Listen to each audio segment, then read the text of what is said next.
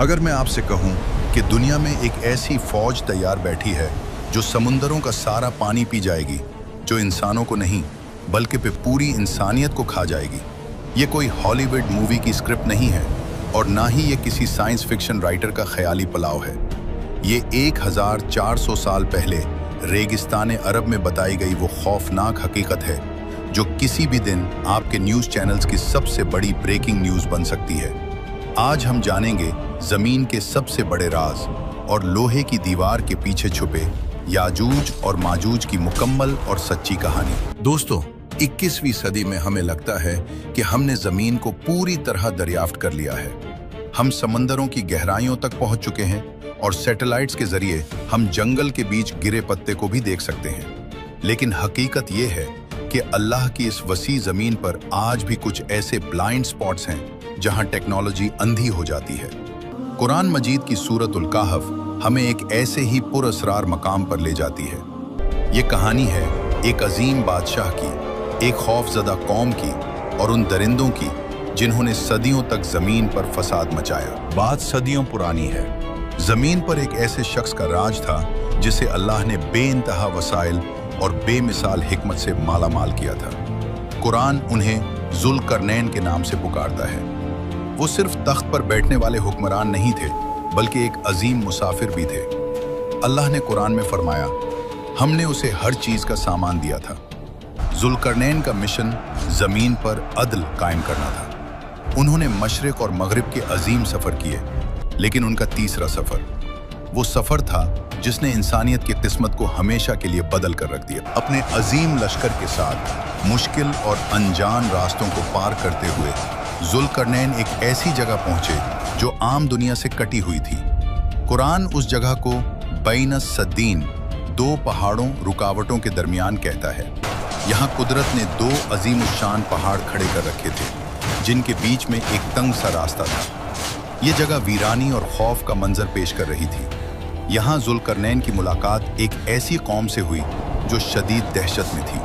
उनके चेहरे गिर्द गुबार से उठे हुए थे और आंखों में मौत का साया था। कुरान कहता है, वो लोग बात समझने से कासिर थे, लेकिन खौफ की कोई ज़बान नहीं होती। उनकी थरथराहट और उनके इशारे चीख चीख कर कह रहे थे कि वो किसी बड़ी मुसीबत में हैं। जब जुल्करनैन के तर्जुमानों ने बड़ी मुश्किल से उनसे राब्ता किया तो पता चला कि ये लोग किसी आम दुश्मन से नहीं बल्कि एक ऐसी मखलूक से डर रहे हैं जो इंसानियत के दुश्मन है। उन्होंने कांपते हुए हाथों से उन दो पहाड़ों के दरमियान उस खुले रास्ते की तरफ इशारा किया और फरियाद की, ए जुल्करनैन, उन दो पहाड़ों के इस पार याजूज और माजूज रहते हैं। याजूज और माजूज जो हजरत नूह के बेटे याफिस की औलाद में से हैं, अपनी ताकत और वहशत में बेमिसाल थे। वो इंसानी शक्ल में होने के बावजूद दरिंदे थे। इस कौम ने बताया, वो ज़मीन पर फसाद फैला रहे हैं। वो हमारी बस्तियों में घुस आते हैं, हमारी फसलें तबाह करते हैं, हमारे जानवर खा जाते हैं और बेपनाह खून बहाते हैं। इस कौम ने जब जुल्करनैन की शान और शौकत देखी तो उन्हें उम्मीद की किरण नजर आई। वो लोग भागे और अपना जमा किया हुआ माल ले आए। उन्होंने कहा, क्या हम आपको माल और दौलत दें? क्या हम आपको खराज दें? हम अपनी सारी दौलत आपके कदमों में रख देंगे। बस शर्त यह है कि आप हमारे और उनके दरमियान एक ऐसी दीवार बना दें कि वो कभी वापस ना आ सकें। जुल्करनैन ने इस सोने के ढेर को देखा। किसी भी आम बादशाह के लिए ये मुंह मांगी कीमत होती, लेकिन जुल्करनैन ने इनकार में सर हिला दिया। उन्होंने एक ऐसा जवाब दिया जो कुरान ने महफूज कर लिया। जो ताकत और माल मेरे रब ने मुझे दिया है वो तुम्हारे माल से बेहतर है। मुझे तुम्हारी दौलत नहीं चाहिए। फिर उन्होंने लोगों की तरफ देखा जिनकी आंखों में अभी भी डर था और कहा, मेरी अपनी कुव्वते बाजू से मदद करो। मैं तुम्हारे और उनके दरमियान एक ऐसी मजबूत दीवार बना दूंगा जो कयामत तक कायम रहेगी। जुल्करनैन जानते थे कि पत्थर की दीवार याजूज माजूज को नहीं रोक पाएगी। वो ताकतवर हैं, वो पत्थरों को तोड़ देंगे या उनमें सुराख कर लेंगे। उन्हें एक ऐसा मटेरियल चाहिए था जो नाकाबिले शिकस्त हो। जुल्करनैन ने हुक्म दिया, लाओ मेरे पास लोहे के बड़े बड़े टुकड़े। हजारों मजदूरों ने दिन रात मेहनत की। पहाड़ों को खोदा गया और लोहे के भारी भरकम ब्लॉक्स को उन दो पहाड़ों के दरमियान नीचे से ऊपर तक चुन दिया गया। दीवार उठती गई, यहाँ तक कि वो दोनों पहाड़ों की चोटियों के बराबर हो गई। लेकिन अभी लोहे के ब्लॉक्स के दरमियान गैप्स थे। जुल्करनैन ने कहा, इस लोहे को आग से दहकाओ। पहाड़ों के दरमियान बड़ी बड़ी भट्टियां जलाई गईं। हजारों लोगों ने धोंकनियों से हवा दी।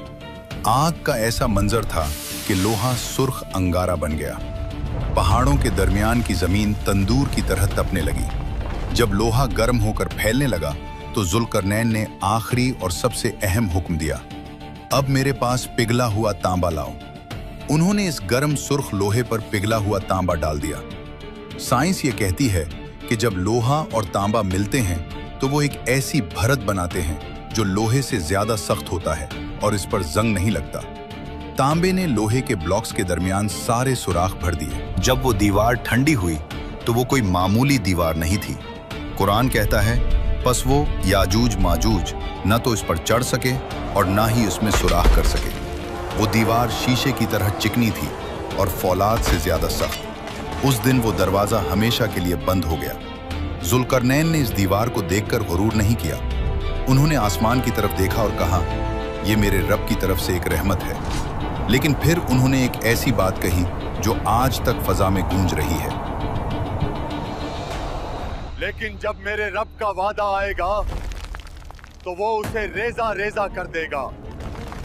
और मेरे रब का वादा सच्चा है। दीवार बन गई, जुल्करनैन चले गए, वो कौम महफूज हो गई। लेकिन सवाल ये है, क्या वो हमेशा के लिए कैद हो गए? दीवार के उस पार क्या हो रहा है? क्या वो सो गए हैं? हदीस बताती है कि नहीं। हमें लगता है कि जुल्करनैन ने दीवार बना दी और किस्सा खत्म हो गया। हम अपने घरों में चैन की नींद सोते हैं, लेकिन हकीकत यह है कि पिछले हजारों सालों से इस दीवार के पीछे एक जंग जारी है। एक ऐसी जंग जिसके बारे में दुनिया बेखबर है। प्यारे नबी सल्लल्लाहु अलैहि वसल्लम ने फरमाया कि याजूज और माजूज सोए हुए नहीं हैं, वो हर रोज जागते हैं। उनका मकसद सिर्फ एक है, इस दीवार को गिराना। जरा तसव्वुर करें वो मंजर। हजारों लाखों की तादाद में ये खौफनाक मखलूक अपने नौकीले पंजों और औजारों से इस लोहे की दीवार को खिंच रही है। चिंगारियां उड़ती हैं, लोहे पर खिंचने की आवाजें गूंजती हैं।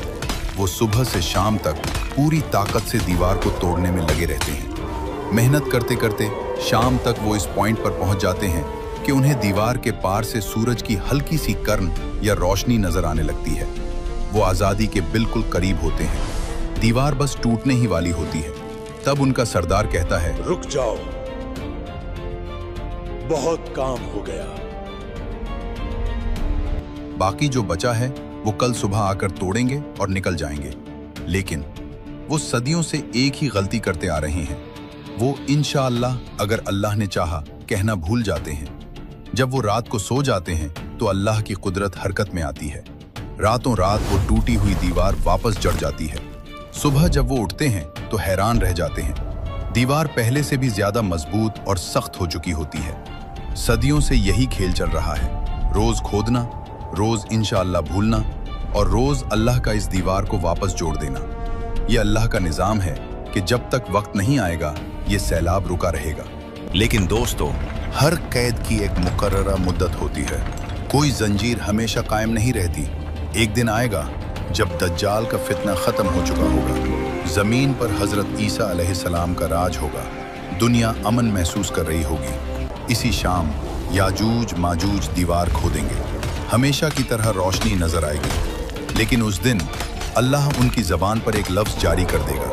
उनका सरदार कहेगा, चलो बाकी कल तोड़ेंगे इंशाअल्लाह। ये पहली बार होगा कि वो इंशाअल्लाह कहेंगे। अगली सुबह जब वो वापस आएंगे तो दीवार वैसी ही मिलेगी जैसी वो छोड़ कर गए थे, टूटी हुई। वो एक आखिरी ठोकर मारेंगे और सदियों पुरानी वो अजीम लोहे की दीवार धड़ाम से नीचे आ गिरेगी। फिर जो मंजर होगा वो इंसानियत ने आज तक नहीं देखा। कुरान कहता है, वो हर ऊंचाई से फिसलते हुए नीचे उतरेंगे। वो किसी रेगुलर फौज की तरह डिसिप्लिन में नहीं आएंगे। वो पानी के सैलाब की तरह आएंगे। उनकी रफ्तार इतनी तेज होगी कि कोई घोड़ा या गाड़ी उनसे बच नहीं पाएगी।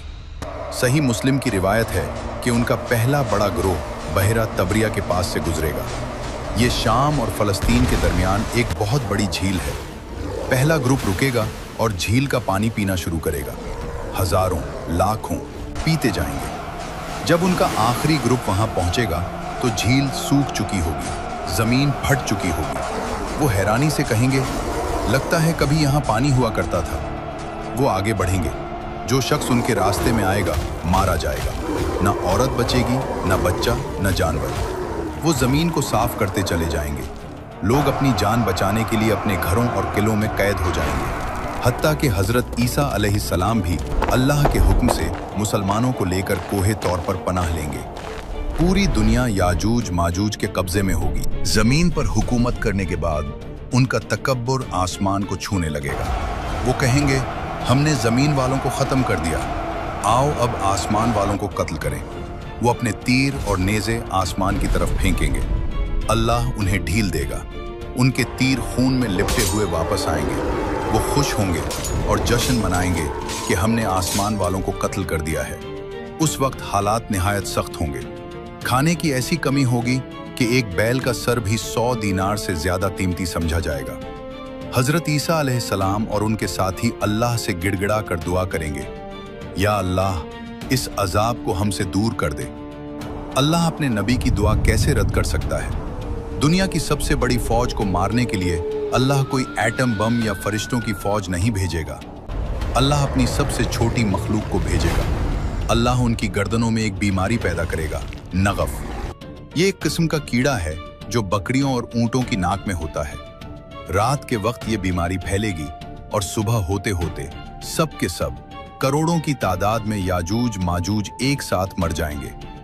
हदीस के अल्फाज हैं कि वो ऐसे मरेंगे जैसे एक नफ्स मरता है। हजरत ईसा अलैहिस्सलाम के साथी जब डरते डरते पहाड़ से नीचे झांकेंगे तो हर तरफ खामोशी होगी। एक बहादुर शख्स को नीचे भेजा जाएगा। वो वापस आकर खुशखबरी देगा कि दुश्मन हलाक हो चुका है, लेकिन जमीन पर कदम रखने की जगह नहीं होगी।